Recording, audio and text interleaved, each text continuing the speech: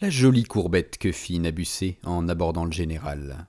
Il n'en eût pas inventé de plus fine, de plus gracieuse, de plus dévote, même si, au lieu d'un général un peu fatigué, c'eût été une jeune et pétillante actrice qui fût descendue de la limousine. À la façon dont il lui tendit la main pour l'aider à mettre pied à terre, on eût pu croire qu'il lui offrait le bras. Mon général par ici, mon général par là. Quelle émotion, quel bonheur. Place, reculez. Veuillez vous écarter, je vous prie. À qui s'adressait cet ordre? À 2 ou 3 élèves arrêtés là, par hasard. Ils s'écartèrent aussitôt. Le général s'avança, accompagné de 2 officiers, et Nabucet les précédant. Les yeux de Nabucet jetaient du feu, semblaient menacer de l'enfer l'imprudent, l'impudent, qui n'eût pas obéi assez vite. Puis, ramené vers le visage du général, il devenait doux, caressant, plein d'un tendre sourire, cherchait sur ce vieux visage les traces de la maladie. Mais, Dieu soit loué, elle n'était pas trop profonde. Le général avait le teint clair, l'œil vif, et dans toute sa personne un air de contentement et même de bonheur qui ravit Nabucet au cœur de l'âme. Ah, mon Dieu, pourvu que le général se portât bien. Vraiment, il était trop rare qu'on eût l'occasion de dire ainsi « mon général ».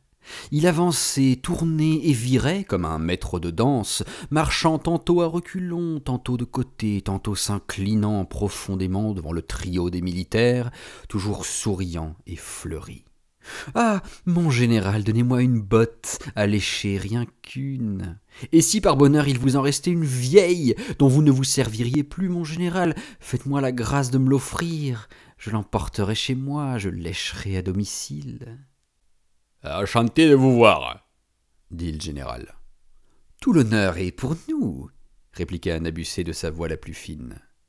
Il fit une nouvelle courbette, indiquant de la main la route, délirant au fond du cœur du plaisir d'avoir devancé tout le monde, d'être arrivé là le premier, même avant le proviseur qu'on voyait accourir. Ah, il les avait eus. « Mon général, messieurs, je m'excuse, » balbutia le proviseur, qui fit sur lui-même un grand effort pour sourire et se faire pardonner son retard. Le malheureux homme n'avait plus toute sa tête. « Du tout !» fit le général. Il prit la main du proviseur et la serra avec énergie en bon soldat. « De bonnes nouvelles du fils ?» La voix de M. Marchandeau s'étrangla. « Merci, mon général. »« On m'a parlé de lui récemment comme d'un excellent officier. » Mon général. Ces messieurs arrivaient, Moka, la crête rousse, en bataille, Glâtre, bedonnant et observateur, le médecin-chef Bakioki, monsieur l'économe, d'autres. Ils saluèrent encore, et la petite troupe se mit en marche, les sabres de ces messieurs officiers battant la pierre de l'escalier. Nabucet menait le cortège. Or, soudain, Werner, le cuisinier, trop tard pour éviter la rencontre. « Le maladroit !» murmura Nabucet. Werner s'était collé au garde-à-vous contre le mur. Le général s'arrêta. Un temps.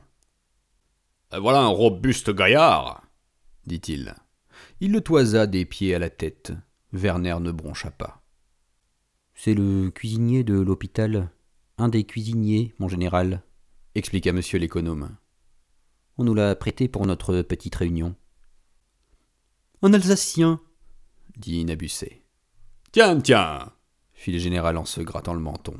« Mais, mon garçon, pourquoi ne vous êtes-vous pas engagé? Vous venez du camp des prisonniers civils ?»« Oui, mon général. »« Vous avez des parents en France ?»« Non, mon général. »« Et faisiez-vous partie d'une société française quelconque ?»« Aucune, mon général. »« Est-ce que vos parents étaient français avant 1870 ?»« Oui, mon général. »« Est-il en mesure de le prouver ?»« Mon général, » dit Bakioki, « la question s'est posée déjà plusieurs fois. Il a même été convoqué à la préfecture, spécialement à cet effet, son dossier est examiné. » « Je veux bien le croire, mais dans tout ceci, je ne vois pas la raison qui empêcherait ce garçon de rejoindre la Légion étrangère. Qu'en pensez-vous » dit-il en s'adressant à Werner. Werner n'avait pas bougé d'une ligne. « J'ai 2 frères mobilisés en Allemagne, mon général. »« Ah, et ils se battent ?»« Oui, mon général. Sur quel franc? Je l'ignore, mon général. Bien, bien. Vos scrupules sont respectables. Mais en fin de compte, vos frères sont alsaciens comme vous. Pourquoi se battent-ils contre nous? Oui, je sais, la question est très délicate. Mais à mon avis, puisque vos frères se battent, jeune homme, je ne vois pas pourquoi vous n'en feriez pas autant. N'est-ce pas évident? Demanda le général en se tournant vers l'assistance. Ils opinèrent tous les uns de la voix, les autres du bonnet seulement. Permettez, mon général, dit Werner. j'ai encore mon père et ma mère. Oh, à votre âge, voyons, vous êtes bien assez grand pour vous passer de leur avis. Il se décida à reprendre la montée. Werner salua et descendit. Vous ne surveillez pas assez ces cas particuliers, conclut le général. Il faudra suivre cette affaire-là. Foutu, pensa Werner. Quelle magnifique assemblée! Monsieur le préfet, en grand uniforme, sa préfète et ses familiers, des conseillers municipaux, monsieur l'inspecteur d'académie en cravate blanche, madame Poche, la présidente des Dames de France, mademoiselle Rabat, la directrice du collège, madame Boursier, madame Marchandeau, madame la notéresse Point, elle-même, et aussi madame Babineau, toute seule dans un coin comme une aveugle en deuil. Tous se levèrent quand le général entra.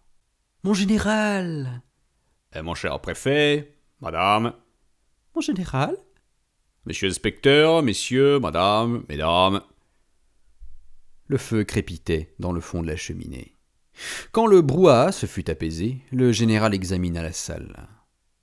Voilà une salle merveilleusement décorée, un goût très sûr, très délicat. » Nabucet rougit. « Mon général !»« Et très savant, » ajouta le général. Il s'assit. On fit cercle. Le général fit des gloses sur la décoration de la salle, montra qu'il avait des lettres. Il rappela des souvenirs de collège. Le préfet cita un vers latin que personne ne comprit. Monsieur l'inspecteur d'académie observait la scène avec un sourire de mauvais prêtre. Et le feu crépitait. Outre les principaux héros de la fête, madame Forel et son mari, on attendait encore Monseigneur. Monsieur le maire viendrait aussi, s'il avait une minute. On entendit soudain « Je n'ai rien, rien du tout. Une petite mouche. » Ils se retournèrent tous. C'était Babineau qui entrait. À la vue du bandeau, madame Babineau ouvrit en même temps la bouche et les yeux, devint encore plus pâle dans ses habits noirs, mais ne proféra pas un son. Babineau s'avança en souriant. Il agitait la main de haut en bas comme un chef d'orchestre qui réclame un peu plus de douceur aux basses, et de sa voix nasillarde il répéta « Ce n'est rien, rien du tout. » On l'entoura. 1000 questions jaillirent. « Quoi? Que vous est-il arrivé? Quel accident? Monsieur Babineau est blessé ?» Quel bonheur, quel beau moment pour lui.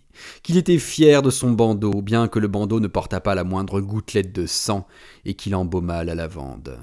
« Un moucheron, peut-être une fourmi ailée qui m'est entrée dans l'œil, tandis que je m'entretenais avec 2 permissionnaires. »